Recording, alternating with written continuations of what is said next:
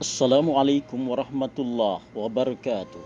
Saudaraku sekalian, ini adalah uretan ringan harian yang saya kemas dalam pesan cinta dari Mekah, yang berisi pesan, nasihat dan arahan untuk saya pribadi dan saudara-saudari kaum muslimin.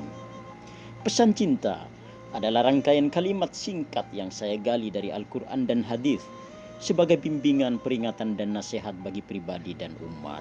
Selamat menyimak dan mengambil pelajaran.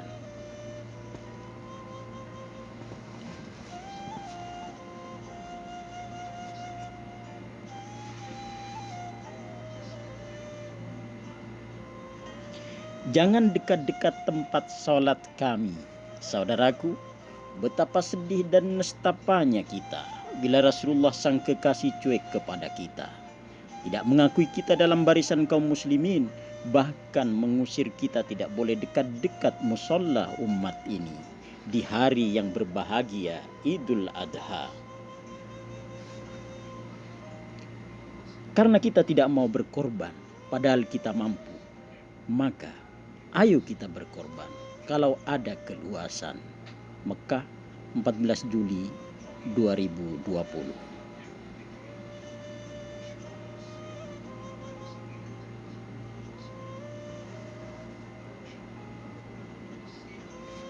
Anda tunduk dengan perintah, Allah tak akan menyanyiakan Anda. Dari Palestina menuju negeri tandus Bakkah, Ibrahim alaihissalam bersama anak dan istrinya. Sesampainya di sana, serta-merta Sayyidah Hajar dan sang anak hendak beliau tinggalkan. Berbagai pertanyaan dari sang istri tidak digubrisnya. Mengapa harus ditinggalkan? Mengapa di lembah tandus? Mengapa dan mengapa? Beliau pun pergi tanpa menoleh. Tapi begitu ditanya, Allahkah yang memerintahkan ini wahai Ibrahim? Beliau mengiyakannya. Dan Sayyidah Hajar pun pasrah. Kalau begitu, Allah tidak akan menyanyiakan kami. Itulah ketundukan. Menitipkan keluarga kepada Rabbul Alamin, saudaraku. Dengan penuh pasrah dan tawakal, Khalilullah itu menuju Palestina. Tinggalkan anak dan istri tercinta di lembah tandus Bakkah. Maka setelah sampai di sana, kekasih Allah itu menghadap Baitullah dan berdoa, wahai Rabb kami, sungguh aku telah menempatkan sebagian anak keturunanku di sekitar Masjidil Haram, daerah yang tidak ditumbuhi tanaman.